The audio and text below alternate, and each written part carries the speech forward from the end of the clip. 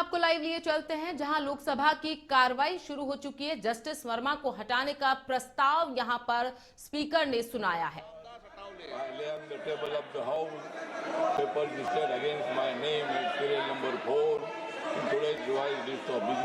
और हंगामा बंद करो, हंगामा बंद करो। Item number 5 Shri Ramnath Thakur. माननीय अध्यक्ष जी, मैं आपकी अनुमति से आज के लोकसभा की संशोधित कार्यसूची के क्रम संख्या 5 पर अपने नाम के सम्मुख अंकित प्रपत्र क्रमशः हिंदी और अंग्रेजी में सभा पटल पर रखता हूँ। Item number 6 Shri Bhagirath Chaudhary. माननीय अध्यक्ष महोदय जी, मैं आपकी अनुमति से आज की लोकसभा की संशोधित कार्यसूची में क्रम संख्या 6 पर मेरे नाम के सम्मुख दर्शाए गए पत्र सदन के सभा पटल पर रखता हूँ। आइटम नंबर 7 माननीय मंत्री Shri George Kurian ji. Speaker, sir, with your kind permission, I rise to bear the papers listed against my name at serial number 7 in today's revised list of business of Lodge. Item number 8 महासचिव जी।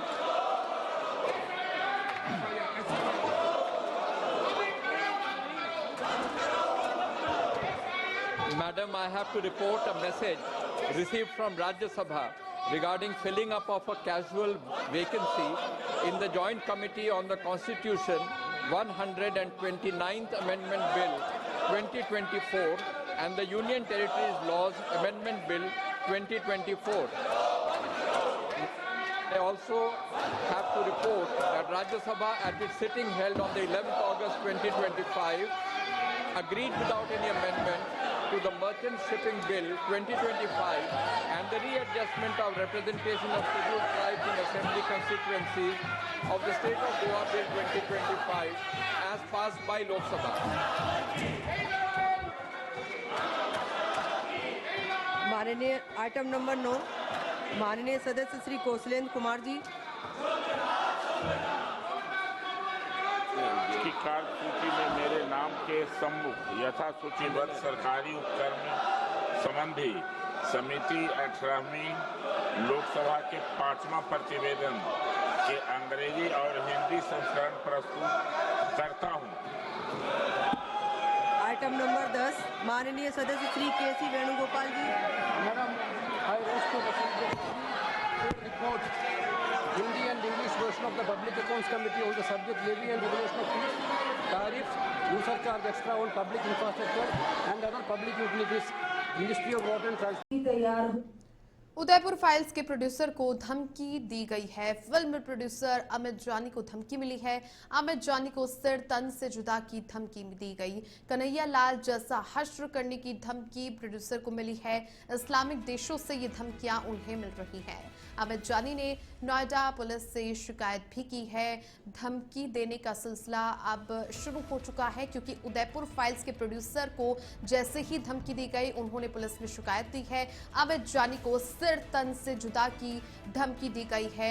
कन्हैया लाल जैसा हश्र करने की उन्हें ये धमकी मिली है, और चूंकि इस्लामिक देशों से ये धमकियां मिल रही है, अमित जानी ने बताया नोएडा पुलिस को। उन्होंने नोएडा पुलिस से शिकायत भी कर दी है, और ऐसे में उदयपुर में जिस प्रकार से कन्हैया लाल की हत्या कर दी गई थी निर्मम, उस पर फिल्म बनाने वाले अमित जानी, जो कि उदयपुर फाइल्स के प्रोड्यूसर हैं, उन्हें ये धमकी मिली है। आपने देखा होगा कि उदयपुर फाइल्स जैसे ही फिल्म की रिलीज को लेकर के लगातार टकराव देखने को मिल रहा था, ऐसे में अब एक तरफ उदयपुर फिल्म रिलीज होने के बाद में प्रोड्यूसर को अब धमकी मिलना शुरू हो गई है, जिसकी शिकायत भी उन्होंने की है नोएडा पुलिस से। उन्होंने कहा कि इस्लामिक देशों से उन्हें ये धमकियां मिल रही हैं।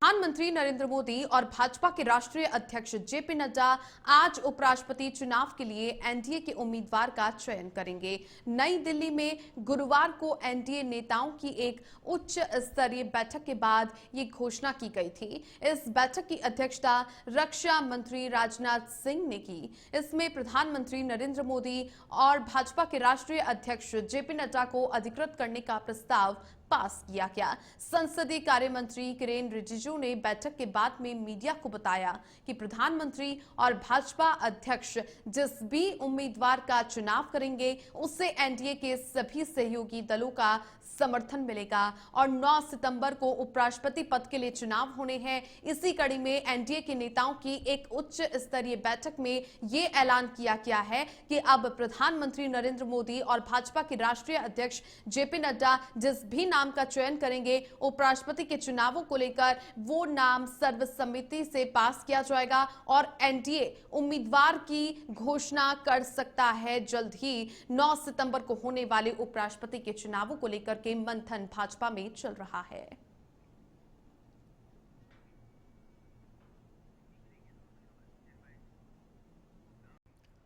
देवास के औद्योगिक थाना क्षेत्र में धार्मिक प्रतिमाओं में तोड़फोड़ के मामले में गिरफ्तार आरोपियों के परिजन एसपी कार्यालय पहुंचे और उन्हें निर्दोष बताते हुए जांच की मांग भी की। उनका कहना है कि घटना के दिन वो प्रतिमा बुक करने के लिए गए हुए थे और जिसकी रसीद भी मौजूद है। परिजनों का दावा है कि वर्षों से गणेश और माता जी की प्रतिमाओं का आयोजन किया करते आ रहे हैं और उनका कोई भी आपराधिक रिकॉर्ड नहीं है। बड़ी संख्या में समाजजन के साथ में उन्होंने एसपी कार्यालय में नारेबाजी की और एसपी जयवीर सिंह भदौरिया को ज्ञापन सौंपकर के निष्पक्ष जांच की मांग रखी।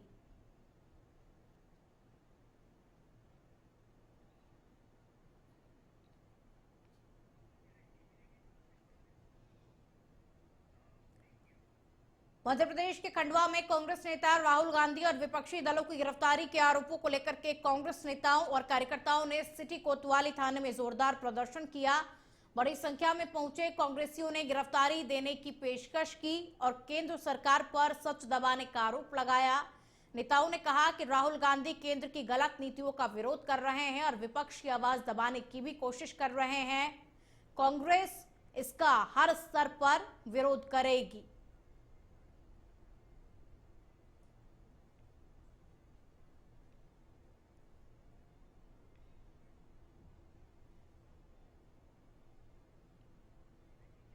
के रीवा जिले के गंगेर ब्लॉक के आलमगंज गांव से लापरवाही की शर्मनाक तस्वीर सामने आई है।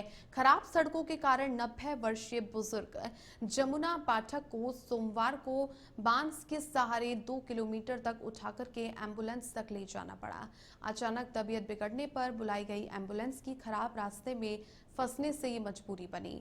दर्द से करहाते बुजुर्ग को किसी तरह संजय गांधी अस्पताल पहुंचाया गया, जहां पर उन्हें आईसीयू में भर्ती किया गया। ग्रामीणों का आरोप है कि घटिया गुणवत्ता वाली सड़क बारिश में बह गई, जिससे इलाज में देरी से मरीजों की जान पर बन आती है।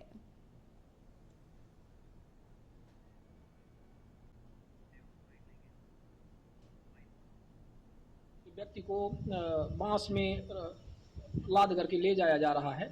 ये आलमगंज ग्राम पंचायत है जो रीवा मध्य प्रदेश के गंगेर जनपद के अंतर्गत आती है। अमूमन यदि देखा जाए तो सभी ग्राम पंचायतों में, ग्रामीण क्षेत्रों में बरसात के सीजन में यही स्थिति है कि यहाँ पर एम्बुलेंस नहीं है क्योंकि रोड नहीं है।